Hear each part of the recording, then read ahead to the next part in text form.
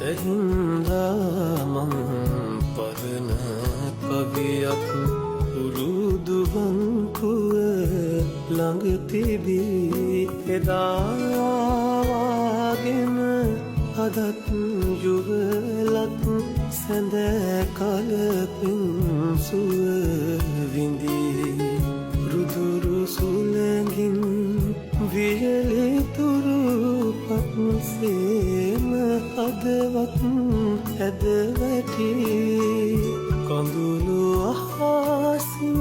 පතිත වී යලි කොළඹ සරසවි බිම තෙමි